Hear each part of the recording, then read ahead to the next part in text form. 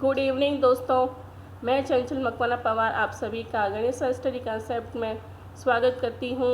अगर आप चैनल पर नए हैं तो चैनल को सब्सक्राइब कर लीजिए और अगर मेरा वीडियो अच्छा लगे तो लाइक एंड शेयर भी कर लीजिएगा। दोस्तों, मोटिवेशन कोट के साथ शुरू करते हैं। डाली पर बैठे हुए परिंदे को पता है कि डाली कमज़ोर है, पर फिर भी वो उस डाली पर बैठता है क्योंकि उसको डाली से ज़्यादा अपने पंख पर भरोसा रहता है। इसलिए दोस्तों, believe in your capability and confidence. मुस्कुराना सीखना पड़ता है, रोना तो पैदा होते ही आ जाता है। चलिए आगे बढ़ते हैं। पहला सवाल है मेरा आपसे, विश्व दूरसंचार एवं सामाजिक सूचना दिवस, world telecommunication and information society day निम्न में से किस दिन मनाया जाता है? ए 10 मार्च, बी 12 जनवरी, सी 20 अप्रैल और डी 17 मई। 3 सेकंड दोस्तों, फटाफट आंसर कीजिए। तो 1D 17 मई को मनाया जाता है। प्रत्येक साल 17 मई को विश्व स्तर पर विश्व दूरसंचार एवं सामाजिक सूचना दिवस मनाया जाता है। विश्व दूरसंचार एवं सामाजिक सूचना दिवस को मनाने का मुख्य उद्देश्य उन संभावनाओं को तलाशने के बारे में जागरूकता बढ़ाने में मदद करना है जो इंटरनेट और अन्य सूचना और संचार प्रौद्योगिकी ICT के इस्तेमाल से समाज और अर्थव्यवस्थाओं को आगे ले जा सकते हैं। दूसरा सवाल मेरा आपसे, किस राज्य सरकार ने कोरोना वायरस महामारी के मद्देनज़र राज्य में सभी जिलों में IPC की धारा 144 3 महीने के लिए बढ़ा दी हैं? ए छत्तीसगढ़, बी बिहार, सी पंजाब और डी झारखंड। 3 सेकंड दोस्तों, सोचिए क्या आंसर होगा। आंसर होगा छत्तीसगढ़। छत्तीसगढ़ सरकार ने राज्य में कोरोना वायरस के बढ़ते मामलों को देखते हुए CRPC की धारा 144 की अवधि अगले 3 महीने तक बढ़ा दी है। राज्य के सभी जिला कलेक्टरों में वर्तमान स्थिति में कोरोना वायरस फैलने की आशंका जताई है।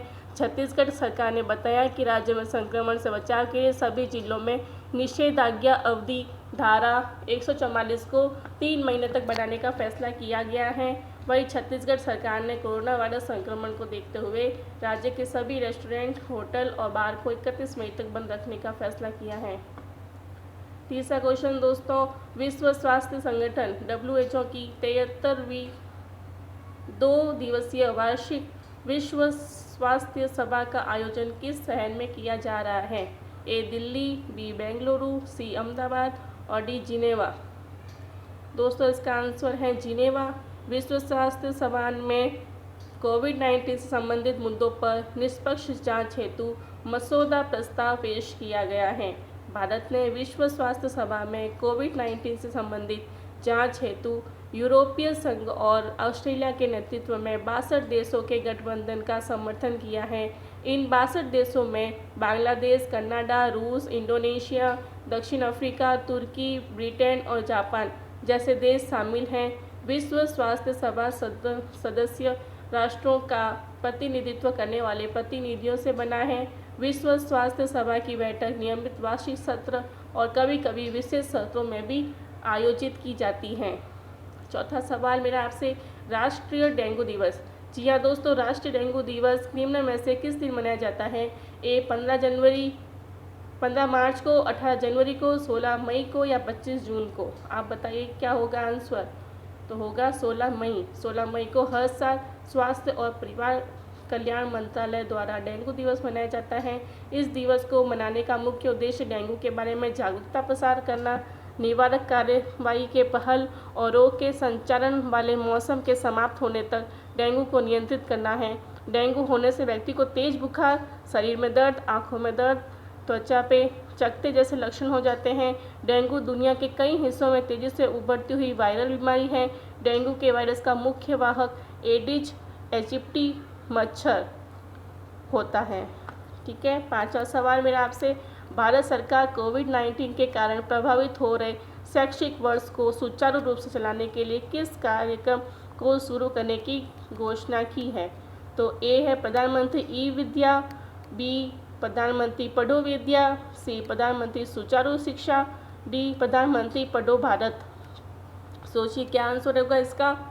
आंसर होगा प्रधानमंत्री ई-विद्या। इसके अंतर्गत 12 direct to home DTH channel. 12वीं तक प्रत्येक वर्ग के लिए एक चैनल। छात्रों को घरों में ही पाठ्यक्रम वीडियो उपलब्ध कराए जाएंगे, जबकि देश के शीर्ष 100 उच्च शिक्षा संस्थान नए ऑनलाइन पाठ्यक्रम शुरू करेंगे। लॉकडाउन अवधि के दौरान इन चैनलों पर लाइव इंटरैक्टिव सेक्शन के प्रसारण के लिए भी प्रावधान किए गए हैं, जिनमें स्काइप के माध्यम से विषय एवं परामर्श विशेषज्ञ शामिल किए जाएंगे। इन चैनलों की छात्रों तक पहुंच बढ़ाने के लिए भारत सरकार के मानव संसाधन विकास मंत्रालय ने निजी DTH ऑपरेटरों जैसे टाटा स्काई एवं एयरटेल के साथ भी समझौता किया है। दोस्तों, छठा सवाल, किस राज्य ने हाल ही में स्टार्टअप को बढ़ावा देने के लिए साइबर स्पेस एक्सेलेरेटर लॉन्च किया है? ए तमिलनाडु, बी कर्नाटक, सी पंजाब और डी उत्तर प्रदेश। बताइए क्या आंसर होगा इसका? आंसर होगा कर्नाटक। कर्नाटक सरकार ने 21 स्टार्टअप को बढ़ावा देने के लिए साइबर स्पेस एक्सेलरेटर लॉन्च किया है। कर्नाटक के centre of excellence on cyber security CSCOE ने भारत में स्टार्टअप के लिए पहला साइबर सुरक्षा एक्सेलेरेटर शुरू किया। राज्य सरकार का मानना है कि बाजार में परिपक्वता की कमी और कुशल प्रतिभा की अनुपलब्धता के कारण भारत में साइबर सुरक्षा स्टार्टअप को विशेष चुनौतियों का सामना करना पड़ता है। सेंटर ऑफ एक्सीलेंस का मुख्य उद्देश्य साइबर सहयोग, उभरते कौशल अंतराल, साइबर जागरूकता के उभरते प्रौद्योगिकी क्षेत्र में जागरूकता और बढ़ावा, नवाचार के लिए साइबर सुरक्षित और अनुकूल वातावरण को बढ़ावा देना है। 7वां सवाल की ओर बढ़ते हैं। विश्व उच्च रक्तचाप दिवस वर्ल्ड हाइपरटेंशन डे निम्न में से किस दिन मनाया जाता है?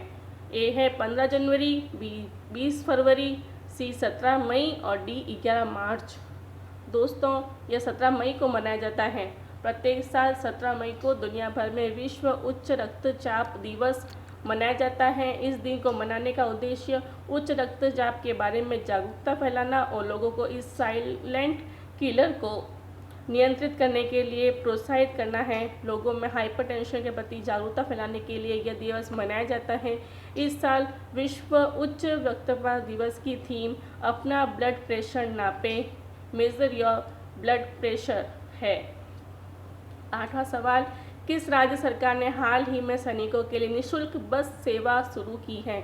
ए बिहार, बी झारखंड, सी हिमाचल प्रदेश और डी राजस्थान। तो डी राजस्थान में ऐसा हुआ है दोस्तों। सशक्त सेनाओं के शौर्य चक्र प्राप्त करने वाले राजस्थान मूल के सैनिकों को रोडवेज की बसों में निःशुल्क यात्रा की सुविधा मिलेगी। इन राजस्थान मूल के 770 जवानों को रोडवेज की सभी श्रेणी के बसों में निःशुल्क यात्रा की सुविधा मिल सकेगी। इन सैनिकों के अदम्य साहस, समर्पण और बलिदान को देखते हुए राजस्थान के मुख्यमंत्री अशोक गहलोत ने इस संबंध में प्रस्ताव को मंजूरी दे दी है। 9वां सवाल, हाल ही में बेंजामिन नेतन्याहू कितनी बार इजराइल के प्रधानमंत्री बने? 5, 4, 3 या 2। आंसर होगा 5 बार। बेंजामिन नेतन्याहू ने जुलाई 2019 में डेविड बेन गुरियन को पीछे छोड़ते हुए इजराइल के सबसे ज़्यादा समय तक प्रधानमंत्री रहने की उपलब्धि हासिल की थी। बेंजामिन नेतन्याहू 1996 में पहली बार इजराइल के प्रधानमंत्री बने थे। साल 2005 में नेतन्याहू लिकुड पार्टी के अध्यक्ष बने और फिर साल 2009 में दोबारा प्रधानमंत्री बने। बेंजामिन नेतन्याहू ने 5वीं बार इजराइल के प्रधानमंत्री का पद संभाला है। 10वां सवाल, हाल ही में किस देश के वैज्ञानिकों ने सुपर अर्थ की खोज की है? ए न्यूजीलैंड, बी चीन, सी नेपाल और डी बांग्लादेश। दोस्तों, आंसर होगा ए न्यूजीलैंड। न्यूजीलैंड के वैज्ञानिकों ने हाल ही में सुपर अर्थ की खोज की है। इस ग्रह पर मानव जीवन के लिए आवश्यक परिस्थितियां मौजूद हैं। सुपर अर्थ उन चुनिंदा ग्रहों में से एक है जो पृथ्वी के आकार और परिक्रमा दूरी के समान है।